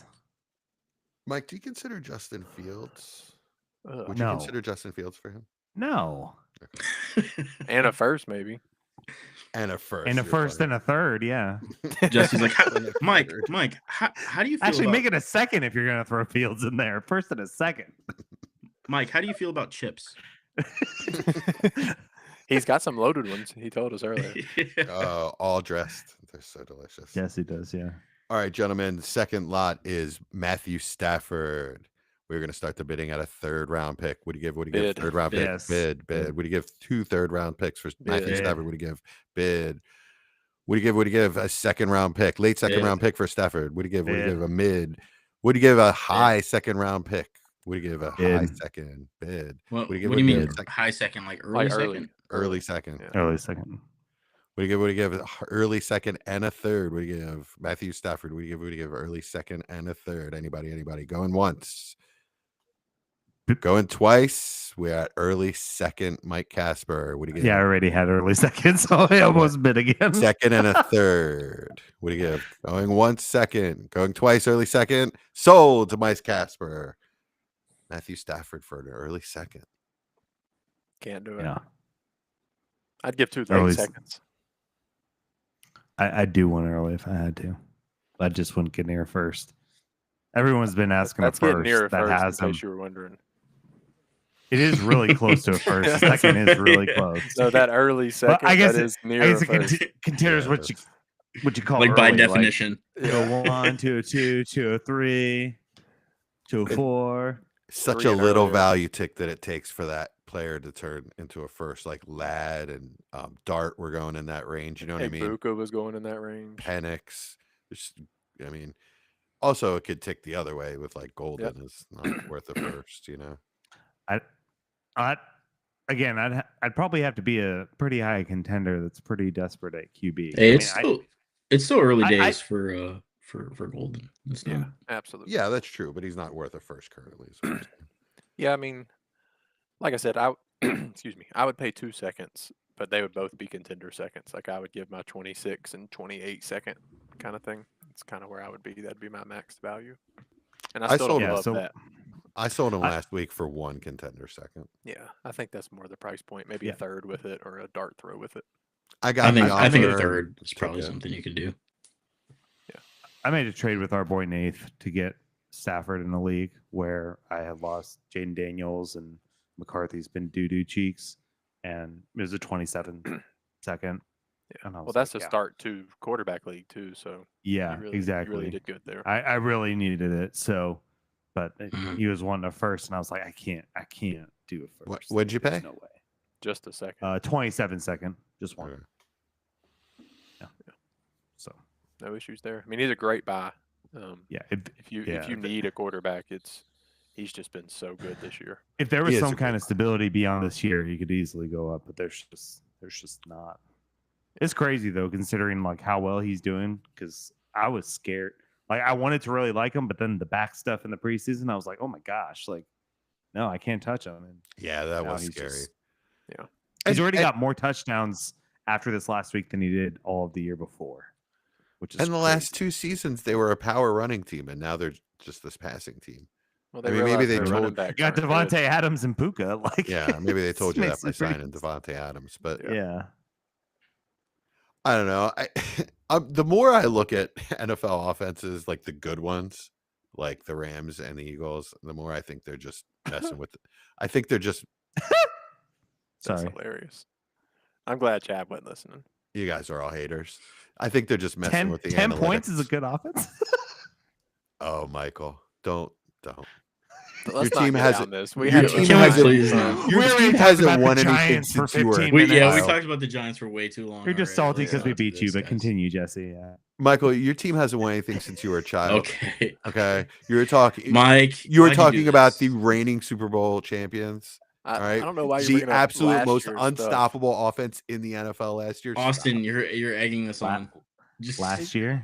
He's talking about Gosh. last year's stuff about this year. I was Oh, making a no. point that I completely forgot because every time I bring up the best team in the NFL, y'all just have to hate. So, whatever. Can somebody write down this time so we can edit this Well, we're out? talking about the Rams, the best team in the NFL. Oh, That's Yeah, who he we're bringing is. up. Yeah. Or the Seahawks. One of them. I'm not sure which one They got destroyed in the playoffs last year. If you guys don't remember that. I last don't. year. Oh, I don't remember last year. The at all, to Rams? be No, honest. they almost You beat should. you as far as I. You should remember last year. Auctioneer, the what do we snow. have You- next? Shit in your pants when Stafford was thrown. I also like Darnold as a buy. Yeah. I Absolutely. just kind of want to throw that. He's out more there. expensive though. He's definitely a first though. Yeah. I mean, he's probably a first and a second. It at pro- this point. yeah, Yeah. at least Yeah. a first and a second. Yeah. Yeah. As good as he's been, honestly, as long as it's been now, it's feels pretty secure. The only thing that sucks about him is that their defense has been so good that he doesn't have to throw in the second half. Yeah, but he's still scoring decently enough to feel really good as a QB2. Oh yeah, absolutely. Yeah, I'm very happy with Darnold. All right, I just had to shake that off. I had to bring somebody up. Shake that off. quick. Good job. Yeah. Proud of you. All right, gentlemen. The next lot up is Travis Kelce in a 0.5 tight end premium league. We are going to start the bidding at 2/3. Can I give? What do you give? What do you give? 2/3. Bid. Travis Kelce. Anybody bid? Yeah, bid. Bid. What do you give? Late second. Travis Kelce. What do you give? Bid. Late second. Bid. What do you give? 2 seconds. 2 late seconds. What do you give? What do you give? 2 late seconds. Travis Kelce. What do you give? 2 late seconds. Travis Kelce. Anybody? All right, we are at 1 second. Austin going once. Anybody? What about 2 a mid-second? seconds, going twice. All right, we've got mid-second. Mike Casper. Anybody? What do you give? What do you give? 2 seconds. What do you give? A high second. Travis Kelce. What do you give? What do you give? A high second. Travis Kelce. What do you give? What do you give? A second and a third. Mid-second and a third. Travis Kelce. What do you give? What do you give? All right, going once. Mid-second to Mike Casper. Going twice. Mid-second to Mike Casper. Sold. Mid-second to Mike Casper. Travis Kelce. Mike think that's cannot fair. resist them old players. No. Just can't do it. I think it's fair. I think he's worth a little more than that, actually, We're talking about Wow. contenders. Like he because he's playing really well. And I just think I trust him. Yeah, I guess. Out of players in that range, I mean, for your second, I also sold Goddard for a second. Would you rather have Goddard or Kelsey? Either. They're Really? playing some really tough defenses coming down the stretch here. I'm not. Yeah, I mean, I guess Kelsey. At least I feel better about the offense. Goddard's been Kelsey playing tough always defenses destroys all the year, Broncos. and actually that plays in Goddard's favor because that's when he gets. I was talking Yeah. about the Chiefs. Oh, the Chiefs. Okay. Yeah. Yeah. I mean, I don't know. I'm not buying Kelsey for a second. I'm just not doing it. Yeah, it feels like the last year. I mean, if it's week 15 and my tight end gets hurt, please don't happen. Sure, at that point, if Kelsey's my only option, that's what you do to win a championship. But right now, I If don't you just really. lost Tucker Kraft and you're reeling, you're starting Mason Taylor, hoping Bretton Strange comes back. Yeah, I get. I mean, you're Who telling you me it's a trading for? mid-second too at this point. Like, Yeah. I just I did mean, you're it. telling I me felt there's damn no good other about it. player out there that you can get for a second that can contribute to your roster for in future years. Like, I just don't. You'd rather, I mean, Travis Kelsey's the epitome of a dead asset. You're like, yeah. So Juwan I mean, Johnson, you would rather Stafford's have. pretty close too. yeah, maybe but though, but maybe. yeah, but I mean, Stafford could have another year in him, and Stafford's an elite quarterback. Like, it's just more likely that the fall off is going to be more gradual. Tight end is just one of the. I mean, any skill position like wide receiver, tight end, it's just so volume dependent based on scheme. Like, quarterback has the ball in their hands, every play. So it's just safer for me. I mean, that could I fall just. off at any moment if they go back to the running game. It really What are you could. talking? For What are you talking about? Stafford. Stafford? Yeah, the elite production. I mean, but absolutely could. what's the fall off? Because he's like a top 5 quarterback at this point. Yeah, what Like was he a last mid-range year? quarterback is still a second is worth that, right? Like, it's not like, I mean, for him not to be worth it, production wise, he would have to really, really, really fall off. Whereas like Travis Kelsey, we've seen like him not look like the same player. It's just kind of getting forced at this point. He's had some splash plays. I don't see it. I don't see it continuing in next season. I just don't see it. Maybe I'm wrong. I mean, I agree. Stafford could. I expect Stafford to retire in the offseason, basically. Like, if I'm trading for him, that's what I expect to happen. Yeah, I I mean, expect that's the fair. same thing for Kelsey. Yeah. Right. Both expiring assets. I'm looking up Kelsey right now because I think his numbers are worth it. Who else, if you need a tight end, who would you rather? Juwan Johnson, or would you rather have him than Kelsey? For the price, probably. I'm getting a third. He's tight end Paying 5 a third. right now. Yeah. He's putting up good numbers. Let's see. Consistently every week. He's had 1 week under 10 points. Yeah, I mean, it's not the same thing for me. Like, He just had 6 for 99 and a the touchdown jump for 2 weeks paying ago. the jump for paying a second for Stafford is so much more appealing because of the amount of points he's giving you week in and week out. Kelsey, like, yeah, is ranked high, but it's that's not a tight end 5. It's not a huge difference between. But that's not the argument. The argument is if you need a tight end, you're not trading for Stafford. No, but what I'm saying is when I said I wouldn't pay it for Kelsey, somebody said, well, that's Stafford's price too. Yeah, but we've moved So on. I'm just giving a rebuttal for that. So as far as Kelsey goes, it's just not a big enough point difference for me. We've on my moved roster. on. I mean, but we've moved on to what tight end are you getting? You need a tight end. I'd rather pay less for Schultz, and I think you're going to get similar production. Gross. I mean, you say gross. He's tied in, 8, 7 on the season? I'd rather have the guy that I know is good. But he wasn't last year, so we don't know that he's going to be good the remainder of the season. Yeah, I mean, I'm just confident that he's having a good year. He's Kelsey. Yeah, he could be. I think this is his fire tour. This is his last year. They're giving him the ball. That's fair.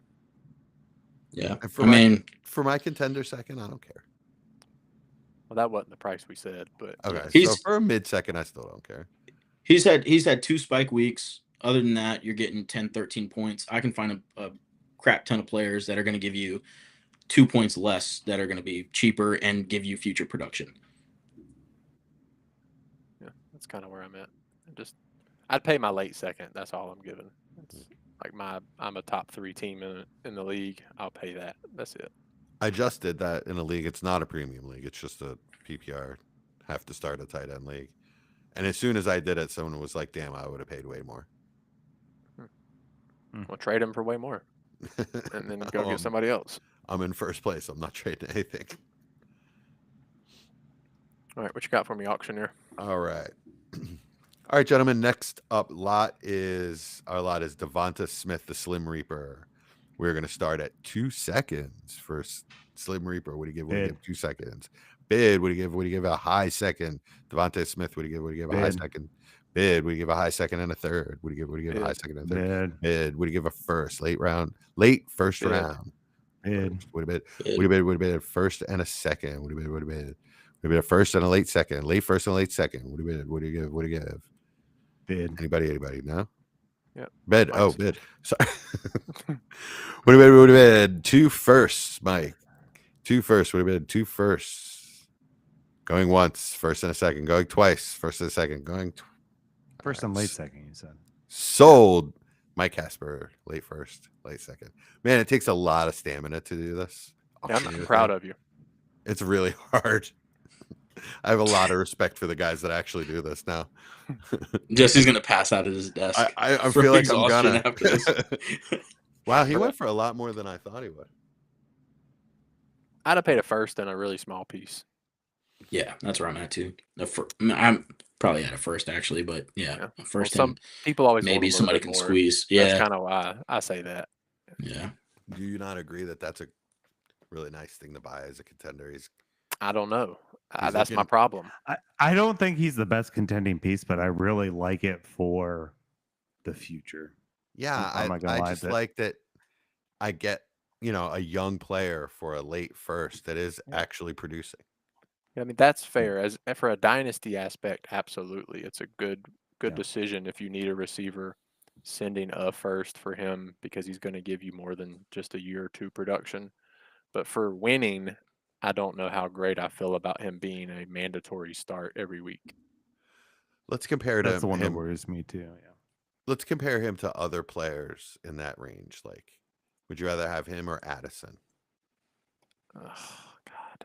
I'd much rather have Addison, but if I'm trying to win, that might not be the same discussion. It's kind of what we went back with JJ McCarthy. I don't know.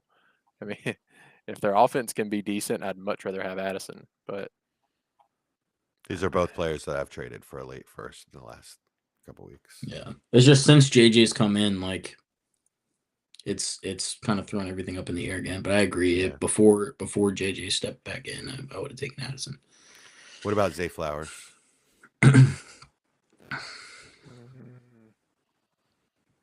Smith, I think they're both the same, and I think Smith's a About better the same. player. So Yeah, I have them about the same as well. I have Addison about the same. I mean, I think Devontae Smith is a better player than all of them. It's just the yeah, situation that he's in is difficult. Well, I mean, and the fact that Addison is much younger. hmm yeah, that was what was appealing for me. How old is Devontae Smith now? 25? 26. 26, going on 26. 7. Yeah, Yeah. Wow. no, he's Addison's- 27. He is 27. 6'7". Oh no, Sorry. yeah, he is 27 actually. Mike's part of the cult. Did you watch the South Park, Mike? No, I have kids. Okay. All right, that's a satanic cult. But anyway, we're going on. We're moving on. Yeah, so it's Yeah, 4 years different Addison's- with Addison. Yeah, Addison's 4 years younger. So So Yeah. crazy. Probably take Addison to be honest, yeah. but I would take Smith over Zay Flowers. But they're completely dead even for me. Okay. I know it's related, but not. But would you rather have Pearsall in a late second or Addison? Pierce on a late second. I still believe in him. Okay. Yeah, he's practicing again finally. I know. Yeah, that's why I rejected it this week, but because I had that offer when I was. That's a coin flip for me. Yeah, it's I dead, know. dead even currently. I know.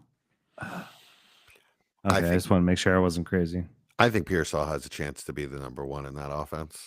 Whereas I Yeah. don't think Addison will ever have that chance. And if I'm getting an asset on top of it, that kind of seals it.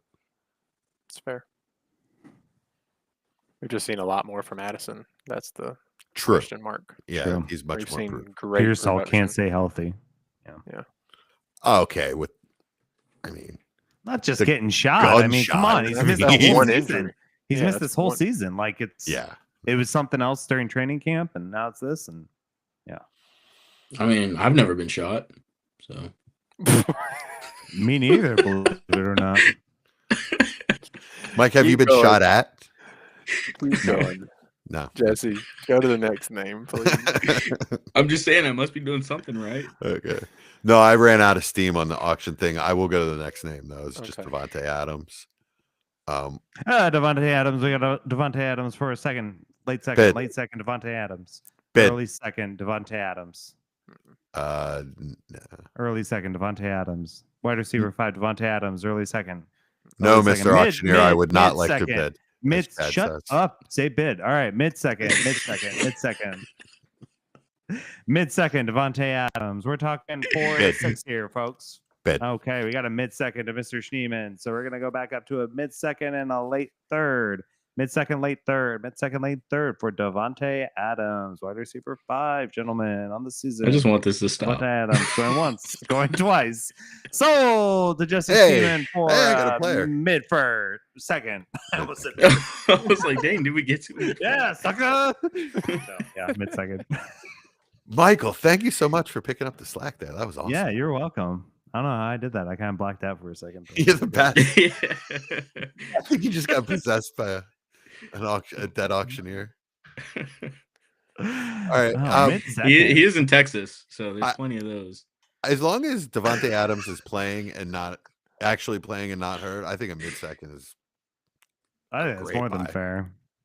That's another guy that I could feel like I'm the buy old guys. I would have probably Duh. paid an early second for. You him. don't have to feel it. You are the buy You old. are I the know. old guys. Look, I'm just old at heart. Okay, that's why I don't buy any Well, it's Kelsey not because even I that have them hard all. at this point. You just had a birthday spare. I did. Yeah, that's true. So, pushing 40. I mean, I'd definitely pay a second and a little piece, like my contender second and a little piece. But Yeah. I'm not getting into those picks that are borderline playoff or not. Not yet, at least. And maybe, like I said, week 15, things change. If I'm a but borderline playoff team, yeah, I'm not doing it. But I Yeah. guess if I have a borderline playoff team's second, I would do it. well, that's what I was saying. Is somebody else's second. I'm not doing that yet. He keeps it I up. think- He's league winner, man. Yeah. I Yeah, think and if he is. gets hurt, then he's not worth anything. Hey. No So risky for let the me wait biscuit. until week 15 to make or 14 to Not- make this decision. Not if but you got might Mike not. there, Mike's gonna come in and get him before Yeah, week exactly. 15. He's Well, probably you already like have him. gone. Is the difference. Yeah, he's like No, I gone did. at that point. I did trade one away, which has turned my. I didn't want it to be a contender into a really good contender now. So I'm like, gosh, I don't even know what I'm doing there. It's my I most feel like favored it's You team. go buy pretty- Devontae. I feel like that's a pretty I know, hot right? buy right now. You're not going to be able to get him week 14. I mean, there's gonna be plenty of teams that think they still have a chance in the playoffs, and then realize they don't. That's what I mean. There's tons of teams right now that are in 9th, but only 2 games behind, or in 4th and only 2 games ahead, and come week 14, they're not in the playoffs. So that's what Maybe. I'm saying. Assess your league. Just don't wait too long. Well, of to Devontae course. I Adams. mean, there's always nuance, but yes. I don't know, Mike. Yes. We might have to work Nope. something out on Chase Brown. Oh, okay. I was like, what? I was like, he sold for the second, man. Can't take it back. We'll talk afterwards. I have like some young players that might, like, we might be able to Like put a package Fields. together. Like Fields. No. I do have 2 if you're interested. Gosh. All right. On that note, we're in overtime. Did you guys watch anything good this week? I have started watching Stranger Things with my son. Is this the first time? First time he's watched it, yeah. So Oh, I've that's watched cool. I've watched the whole thing. so it's a rewatch for me. But man, I love rewatching it. So Yeah, it's he was such really a good show. By the way, he was really pissed that I was podcasting tonight because we were going to Mm. watch the finale of season 2. Almost made him cry. So it's your guys' Oh fault. man. Yeah. Yeah, I'm sorry, pretty guy. Just I'm because he's sorry. got to wait until all the sisters go to bed because they don't want to watch, but they're like Yeah. drawn to it, and I'm like, you're gonna get freaked out, so please Yeah. stop. Yeah. Like especially as we get to Well, like season 4, three's worst for me. like three's pretty bad too. Three's Yeah, so freaky. Like I honestly don't. Man, it's one of my favorite shows ever, but season 3 is a little nasty for me even sometimes. Lucas is his name, right? yeah, Well, that's Sorry, awesome. Lucas. Yeah.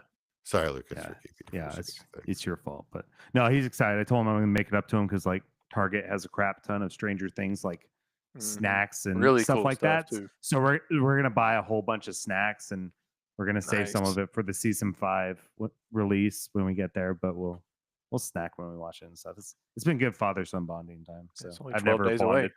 I know I've never bonded over a show with him, so I'm kind of excited about it. So Yeah. it's fun. You're muted. Chad, you're muted. I bought my wife the Doritos, the Stranger Things Doritos, so that when it The mixed ones? yeah, the mixed ones. So Are Is they it a good? different flavor? I was gonna get those. she hasn't eaten them yet. We're saving them for the finale or whatever. Yeah, it's mixed. Or not the flavors, finale, yeah. the new season. The release. Yeah. Yeah. Nice. I better go get this. You know what? We've bought all kinds of stuff from it. It's me and Hannah's one of our favorite shows, so she's got all kinds of decor and memorabilia stuff from it. Sweet. Let's I'm see. trying to think of what I watched. I There put was something something I on the wanted to show bring sheet. up and I forgot. So. guess Oh, we'll go back in. Frankenstein. We watched the new Guillermo del Toro Frankenstein movie. Hmm. Excellent. good? There's Oh, so good. It's I'm not gonna I'm not gonna pretend that I watched this or that I read this book. My wife read it and she says it's very close to the book. But I really liked it. I thought it was very well done the way it was told. Just how scary he is and just how deep it goes. I thought it was just excellent. Really, really well done. My wife didn't like the effects, but I thought they were fine. What's wrong with the effects? She thought that the monster like looked fake, and I was like, "Well, he's a monster." So Frankenstein should look a little fake too. yeah, and we I don't want him don't. Well, looking too real. I mean, he wasn't green with bolts in his neck or anything. Ah, see, he's got to be green with bolts in his neck. He was not. And the guy that played Dr. Frankenstein was I forget his name now, but he was in Andor.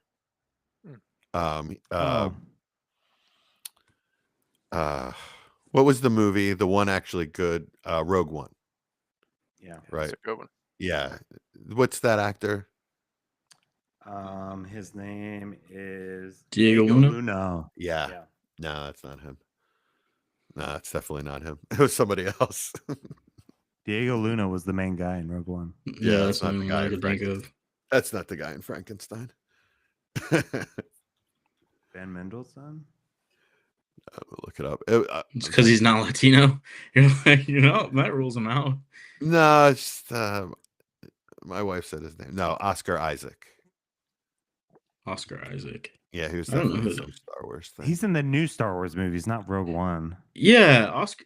That's what I He was meant. in episode 7, 8, and 9. Yeah. He played a Poe. Okay. Dameron. Jeez, Jesse, you sound like my wife talking Star Wars. Yeah, I don't like any of the Star Wars after the first 3. That is definitely an old man take. It really is. That comes straight from somebody with gray hair. All right, Jar Jar Binks. What do you got for me? Jar Jar Binks is awesome. Oh God, But I was a kid. I mean, that's why he's awesome. he was so bad. I can't remember what we watched. It was something good, so I'll get back to you. Something good. It was good. I remember thinking I was going to bring it up for the show, but I forgot. I did watch Cape Fear. You told me to watch it. Oh, was it Last good? week you told me to watch it. Did you like it? Yeah, it was good. It was pretty crazy, to be honest, but yeah, it was good. Yeah, it is. We watched The pretty crazy. Usual Suspects as well. That was good. Oh. Was that your First time first I'd ever time? seen it. Yeah. Wow. Oh man, you're so lucky. Well, I'm not even sure I was born when it came out, so that might be why. Yeah, that is an older one, and you have to deal with the Kevin Spacey shame of it all. But it's excellent. It's really, really. I love Benicio del Sorry. Toro. in I that was movie. 3. Sorry. Yeah, that was really good. Yeah, it's a great movie. I think that's what it was actually. Yeah, that was a really good one. We've been watching a lot of plot twist movies. I only watch intellectual films. So Oh God. I saw Thunderbolts, and it was really good. Thunderbolts, really? You Yeah, liked it? Jesse hated that. I liked it. I liked Yeah, it. I thought it I was haven't good. rewatched it though. I need to watch it again. We I saw watched that it in the theater. theaters. It was fun. Yeah, It I was a enjoyed fun it. movie. That was the last superhero movie I'm ever gonna get my wife to watch. She hated it so much. I just watched it because the dude from Stranger Things was in it, and he was freaking awesome in it. Yeah, he I was. thought he was hilarious. It Yeah. was really Yeah. good. All right, sure. He was. David Harbour was hilarious in that David movie. Harbour Yeah. is great in it. Yeah. Mm-hmm. Yeah. Some movies are just they're He's supposed like to be you, lighthearted Jesse, fun, not too. taken Like, too seriously. How did you not relate to him? He's like me. I'm That Russian. is a good big, point. Big guy, gray hair, old. It's like all That could pretty describe much- so Just many like you. people. Mike. Just like you. Ladies and gentlemen, I hate you so much. This has been the front office. welcome to the front office. The lights are low, the boards are lit, and the dynasty clock is ticking. From the heart of the startup draft to the championship throne, one crew rules the long game. Give it up for the undisputed architects of empire. Dynasty front office. Sycamore. Time for. Let's build. In the war room where the drafts ignite, Jesse Schneeman steps up to the mic. Horse with the vision, sharp as attack, building empires from the starter pack. From trade bangers weekly, he breaks them down fine. Oh, flip a dump, Jesse's got the line. Dynasty fever in his veins, he proclaims. With Brown Ford chatting, but here he runs the games. Dynasty front office stacking the squad. Jesse, Austin, Chad, Mike, giving the nod. Rookie Mox running back, ranks quarterback, runs in the night. Trade philosophy's flowing, we own the fight. From locker room talk to fantasy streets, professors' wisdom, Mendoza's heat. Championship blueprints, long-term we scheme.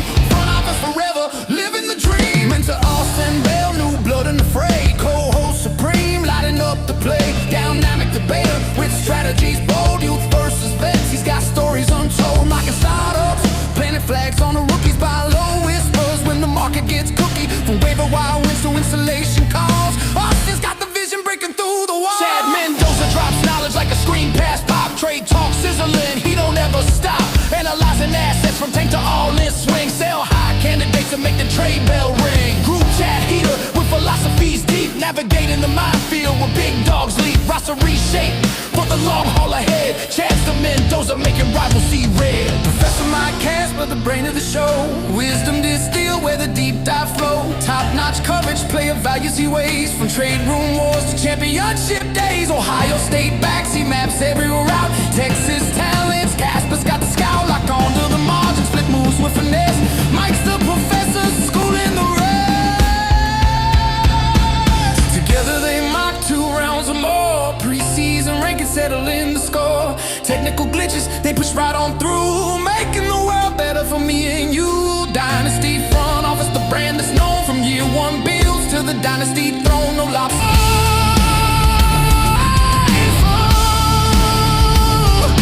Dynasty crew.